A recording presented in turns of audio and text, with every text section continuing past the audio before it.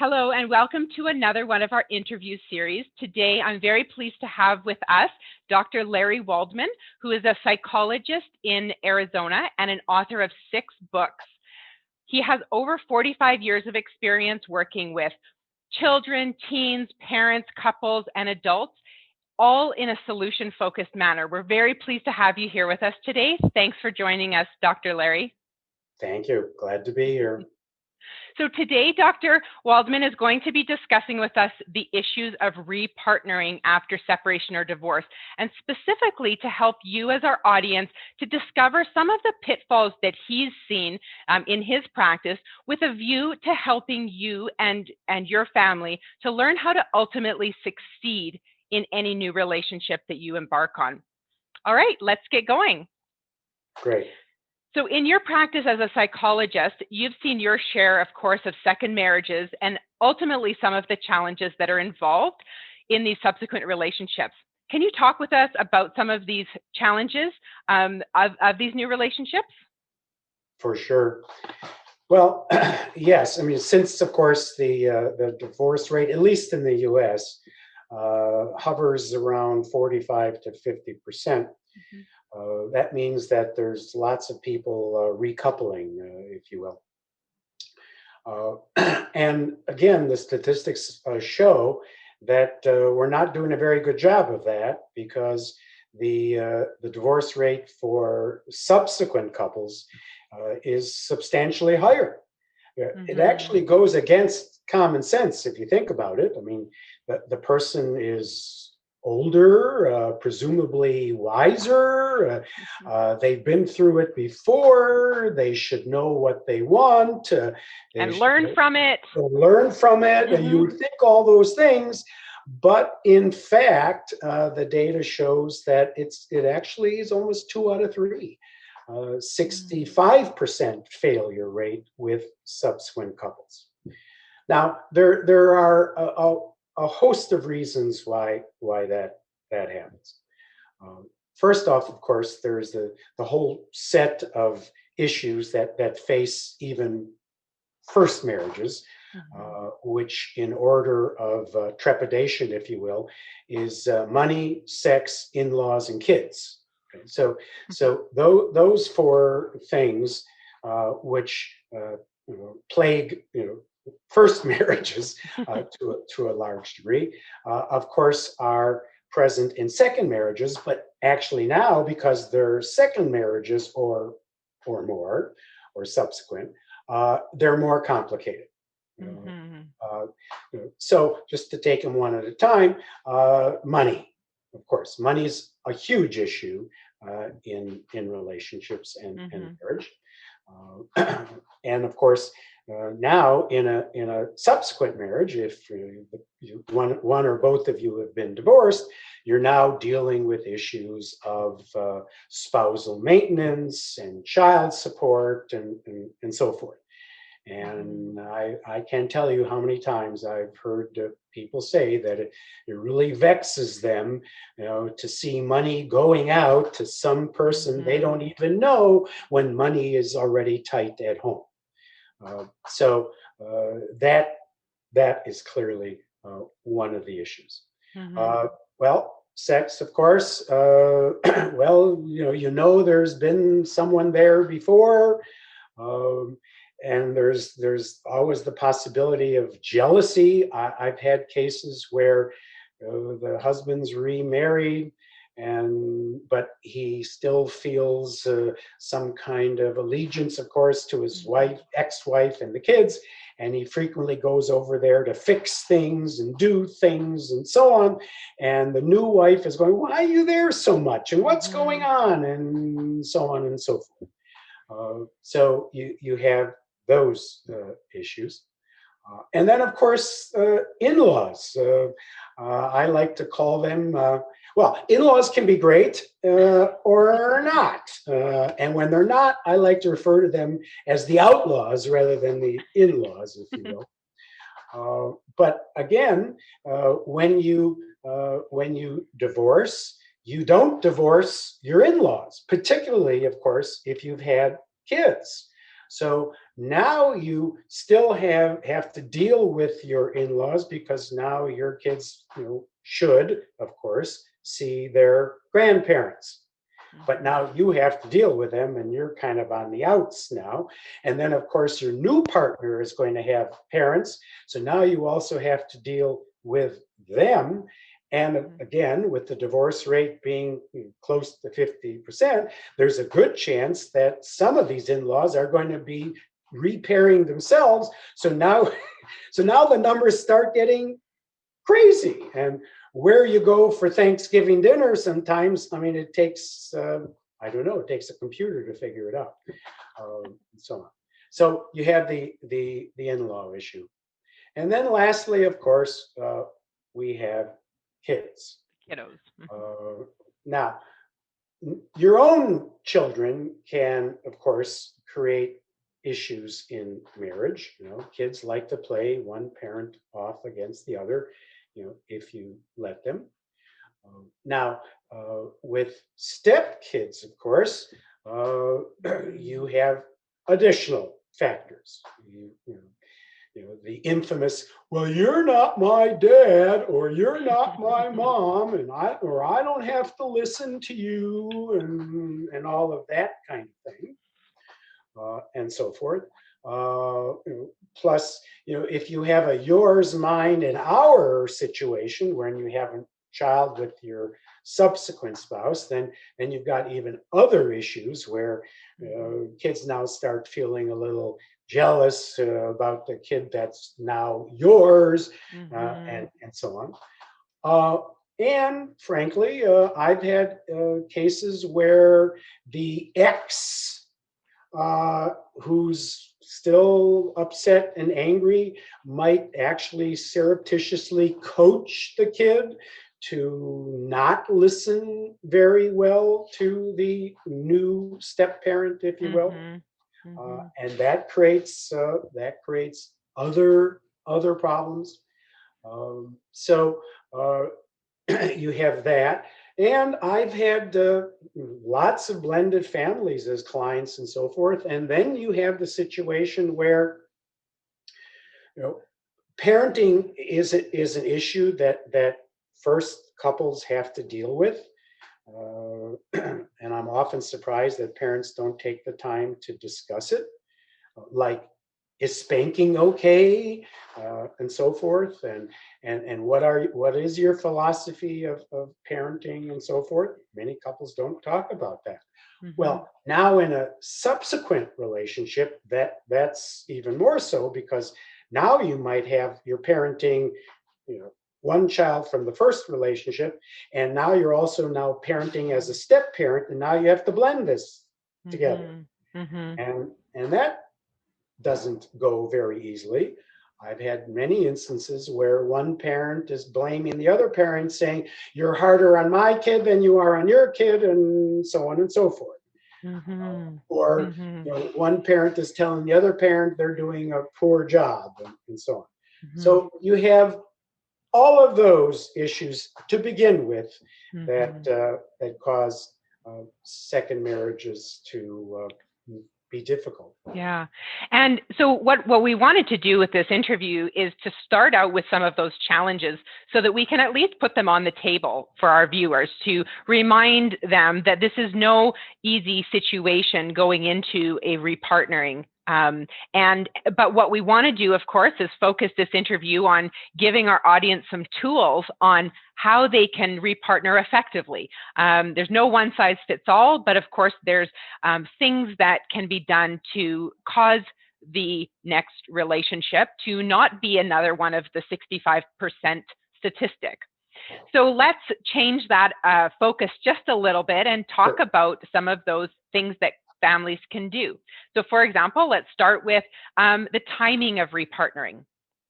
So what would you suggest? What is their amount of time or self-care or other ways that not newly separated or separated families can know when that right time might be? Sure. Well, that brings up actually another issue, which I actually hadn't talked about, which I'll touch on now, and that is kind of getting your head straight yourself, if you will. If you've just come out of a committed relationship, most mental health providers will say that you should wait about a year and get therapy during that time before you recommit to another inclusive relationship. And during that time, it really is important to take stock, if you will. Unfortunately, what we see is that couples recouple very, very quickly. This is a coupled world. You don't go to many people don't go to a movie by themselves. Many people don't go out to dinner by themselves, and so forth. So it's tough being single and uncoupled and so forth. Besides which, when someone you once loved has now, if you will, rejected you, when someone new starts giving you good attention and kind of letting you know that they find you attractive and so forth, oh my goodness, that's like cocaine, and you're going to jump on that. The problem though is that obviously something didn't work in the first relationship, and you need to kind of take a look at yourself to ensure that you're not going to take some of those very same issues and dynamics that led to the demise of the first one and put it into the second one. Besides which, you might have some little bit of paranoia and distrust and so forth. So all those issues need to be dealt with before you can truly commit fully, to another person. So yes, I'd say give yourself a year. Now, with respect to those other issues that we talked about, it starts with communication. I am amazed. I can tell you, and as you said in the intro, I've been doing this almost a half century. I did it a half century, and I would work with couples, and we'd be talking about issues, whether it was money or parenting or whatever, and I sometimes would shake my head and say, are you telling me that you're just dealing with this now? This never came up before. You never talked about how we're going to discipline our kids, or whether a spanking was going to be allowed or not, or whether me as the mom was going to go back and pursue my career and things like that, or who was going to handle the money, et cetera, et cetera. I'm amazed that couples don't discuss that until they're in it. And there's no question that when you start to believe that this person could be somebody that you could spend your life with, that you have to sit down and discuss these things. All of them, as I mentioned, ahead of time. As opposed to waiting until you're ambushed by them, if you will. So things like, of course, money and so on, and what are your financial goals? Do you both intend to work or not? Does the husband insist that the wife stay home? Well, that's okay if they both agree on it. But if the wife wants to pursue her career, well, then now we have a problem. And who makes the decisions about money? I do a quarterly marriage seminar for an organization, a community organization. And I've been doing it for years. And we get young couples who are recently married or engaged to be married and so on. And it's a wonderful program. It's a Saturday and Sunday, and they get they get some great people. They get actually a forensic accountant. They get a clergy person, a physician, and I'm the kickoff, and so on. And I give them a list of discussion questions to ponder before we start the discussion. And one of the questions is, if $5,000 just happened to fall into your lap, maybe through inheritance or whatever, what would you do with it? And each one of them has to write their answer. Now, if one person says, buy a boat, and the other person says, put it in the bank, we have a problem. You've got at least a discussion point. Yes, well, right. But that's what's important, is to discuss it, because this is what happens. If a spender marries a saver, we're going to have issues. And sometimes opposites attract, and sometimes those can be complementary. But what I'm hearing you talk about overarchingly is to get on the same page about things, all of these various things, and you talk about a list that you do in this course that you teach. But the idea here is to make sure that you're conscious about that communication and not just allowing it to happen. And 2 or 3 years later, you realize that, how did we not know that we would do different things with our $5,000? Right. Exactly. You nailed it. Yeah. And it's interesting because I would guess that that these are the same, this communication. When I help families when they're separating, the communication tends to be a huge element of why the relationship broke down. And so I would guess that the communication issues are probably just as apparent in second marriages as they are in first, but maybe they're even more exacerbated because there's more issues to be dealt with that need to be communicated. Absolutely. Unfortunately, people don't read on how to make a relationship work. By the same token, of course, very few couples spend much time taking courses or reading books on how to parent, and so on. So most of us are kind of flying by the seat of our pants, if you will. And so I see it all the time when it comes to communication and so on, is that basically what happens with a lot of couples is that they come to learn that when they bring up critical, controversial, significant issues, that often it results in pain, if you will. That there's yelling, shouting, and so on. The people are, couples are discounting each other, and so on.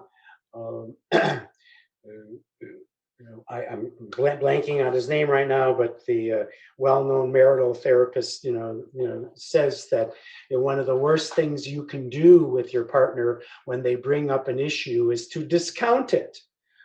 So when the wife says, "Dear, we need to talk about the money issue," and so on, and the husband says, "You're crazy. You're making up a whole, you're basically telling her that her concerns, are unnecessary."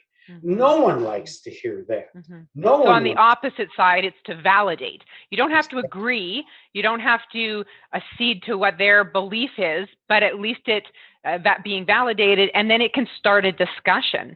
And I think one of the things, you used the word mental health professional earlier in the interview, and I know one of the things that I hear a lot is, well, there's nothing wrong with me. I don't need mental health help. And so, I try to normalize that with a lot of families that I work with and say, it's really important that you do talk with someone. Now, it could be, whether it's when you're separating or, while you're still trying to hold your first marriage together or deal with issues that have come up in your second marriage, is to really talk with someone who has that skill set, who can help you to bridge the gap. Because that's what a counselor, a therapist, whatever you want to call the term of the type of work that you do, is so critical in bringing up these issues. But when you bring them up, if couples do it at the kitchen table, they don't have the support necessarily to help when that conversation gets more difficult. Right. And Right. so it's really can be really valuable for families to seek out those people like you, professionals like you, who can really help them through talking it through. Exactly. Yeah. I stress to my couples all the time that this, these discussions, as we've already said, are important. And the goal of these discussions and this communication is not to win. And that's a huge issue, is that when couples are getting into this, they're coming into this like, I need to win. Well, if you need to win, then your partner has to lose. And when you're caught in this win-lose situation, it doesn't work. The goal of these discussions is to find resolution, so that we're both okay with it. Again, I think a lot of times we go, when we're young, we go into these relationships with a little bit of fantasy, like everything's going to be wonderful. We're never going to have an argument. And if we do, we're going to solve it immediately. And, reality is usually different. And so we are going to have tough discussions, and sometimes the solution may not be absolutely what you want, but in fact, I wrote an article about this, and what I talked about is, I think the title of the article is "Achieving Okay is Great in Marriage." And that sometimes you have to find a solution that you can both live with. Mm-hmm. And that's important, because if you have to insist that it goes your way, you're creating real stress. And couples sometimes, when they get into these discussions, start putting out edicts, that it's my way or the highway. And when you start doing that, you might win that one, but in the end, it's going to lose, because no one is going to accept that time and time and time again. Mm-hmm. So try to find resolution. Try to find something that where both of you can be okay with it. Yeah, that's that great. Compromise. Absolutely. Mm-hmm. Absolutely. Right. Let's talk for a moment about the children and integrating children into a new relationship, and moving that piece of it along in the relationship, bringing the kids in. What kind of ideas do you have for families on how to successfully integrate children? I know this is a question that's probably unleashing a can of worms, not an easy one to answer in a summary form. Sure. Well, if we're talking about blended families here, one of the things I see a lot of couples do, again, they haven't really discussed it. It kind of evolves, where each parent basically takes the responsibility for their own child. And I know this there are some differing views of this, in the mental health world, but I'm a firm believer to not do that. Rather, if you are now a couple, then the word needs to be provided to all the children, okay, that mom or stepmom or dad or stepdad, as the case may be, are now the parents. And that each parent has equal responsibility of all the children. And by the same token, the children are required to comply and respect both parents similarly. Because otherwise what happens is that, if stepmom is home alone and her stepson is misbehaving, but dad isn't there, the stepson's father isn't there, then mom has no power whatsoever and is stuck. Not to mention, of course, her kids take a look at what's going on and go, wait a minute, you're letting him get away with murder. Well, what about me? And you can see where that leads. So I think it's very important, again, that these discussions occur and it is agreed and the family is, told, that both parents have equal say and equal responsibility. I really do think it's important.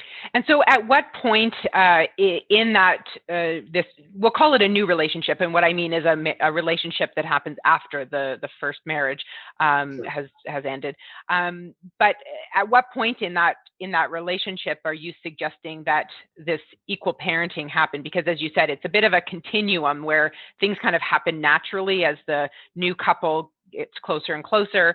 Are you talking about when the move-in happens, or are there other indicators where that equal parenting, step-parenting, parenting should be happening?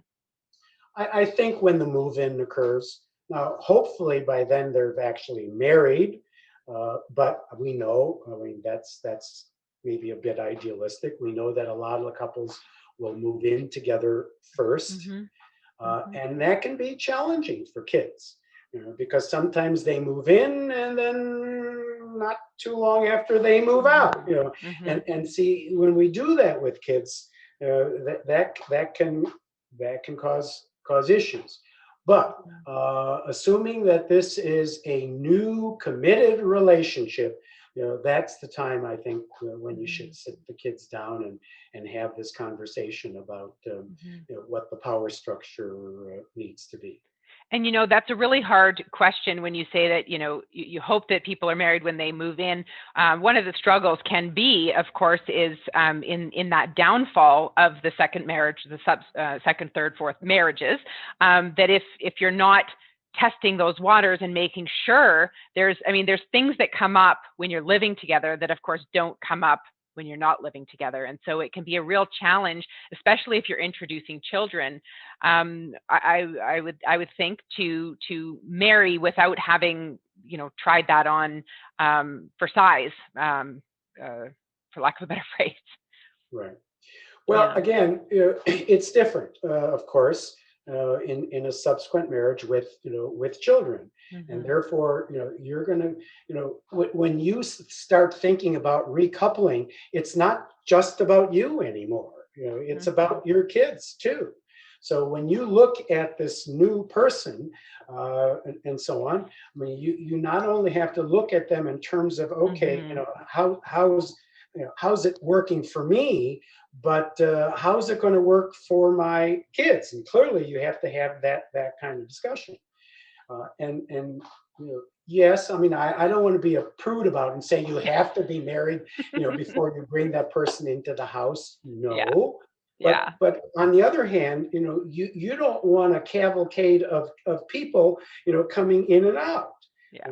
Because I think you're talking about not necessarily the legalities of walking down the aisle. It's the seriousness of the relationship that you're talking about. Yeah. Exactly.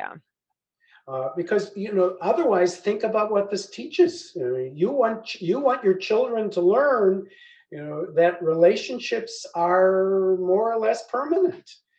Not flavor of the month kind of thing, if you will. Otherwise, of course, and there seems to be data to support it, of course, that kids that come from those kinds of families tend to do it themselves.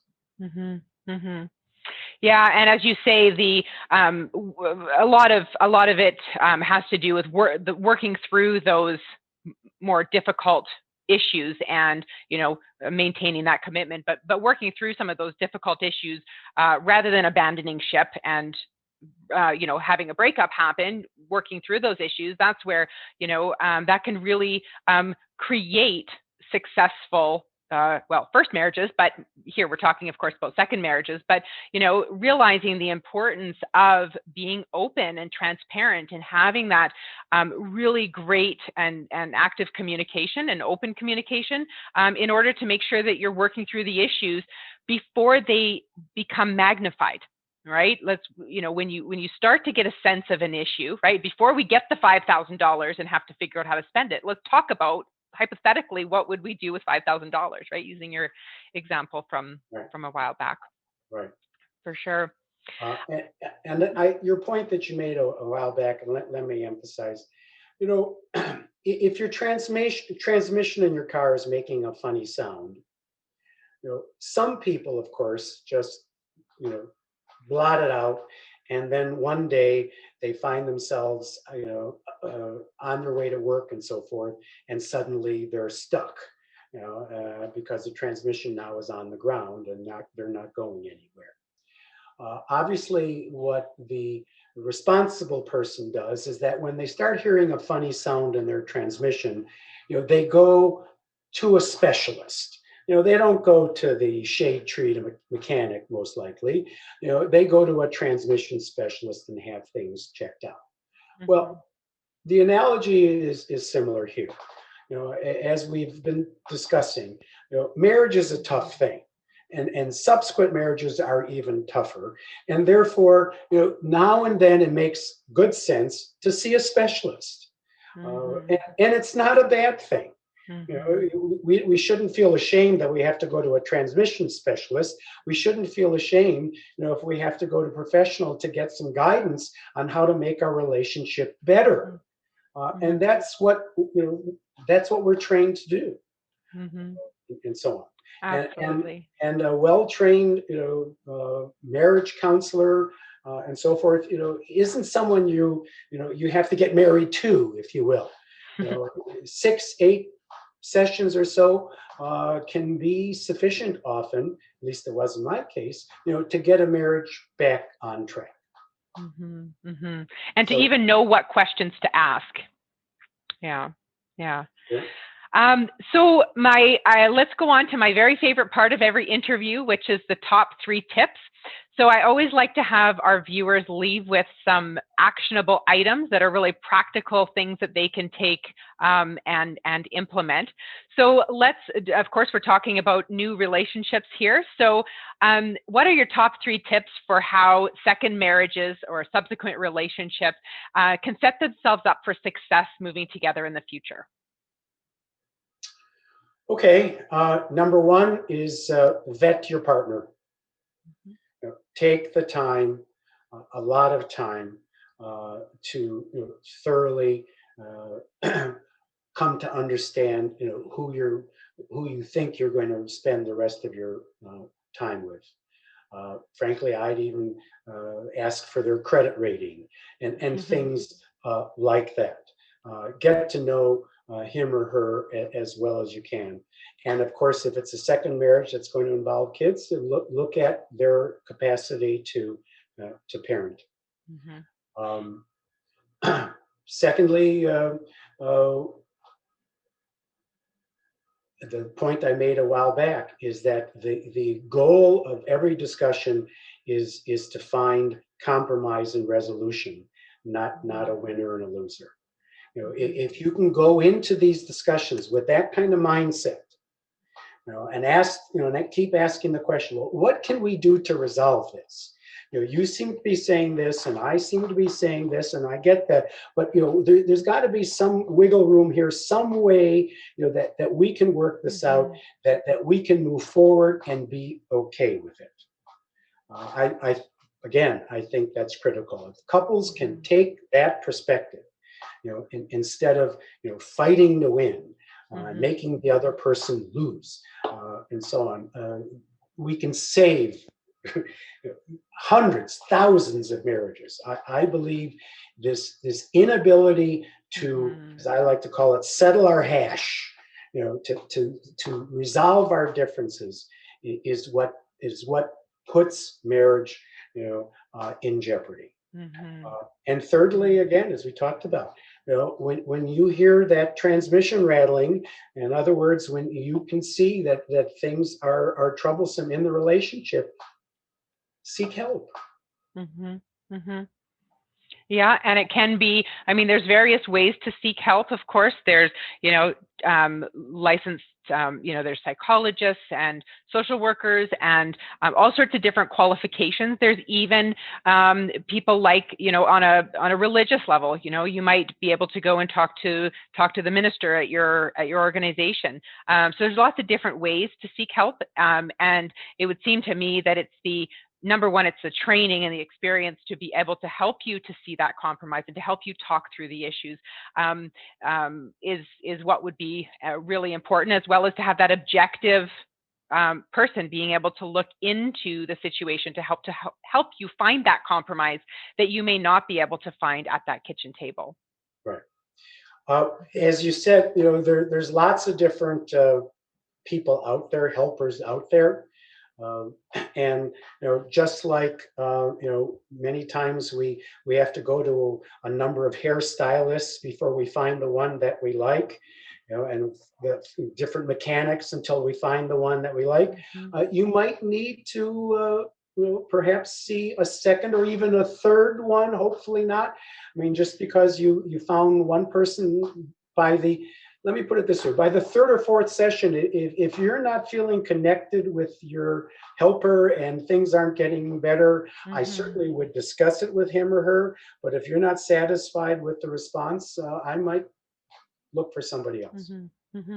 Yeah, and that goes to everything that we do at Up a Notch Learning is about helping to empower people to help them to make the best choices possible and the best decisions possible, and by looking into things. And so just like the whole philosophy of our e-learning community is people looking into divorce-related topics, separation and divorce-related topics before they embark on it or as they're going through their journey moving into two homes. Similarly, when you're looking for a professional, and this is what we talk about as well in our module and our course on finding the right professional, it's do your research ahead of time. Have a look at their website, at their social media feed. Are they saying things that are resonating with you? And again, everyone, different strokes for different folks. So of course, everyone has something different that they will be drawn to, and that's why it's nice that we have so many different choices. You can make that informed and educated choice. Yes. Yeah. Well, thank you so much, Dr. Waldman, for taking the time today to speak with us and to help our viewers to look at how they can be most successful at moving into that subsequent relationship after their separation or divorce. So thank you so much for your knowledge. Thank you. Enjoyed it.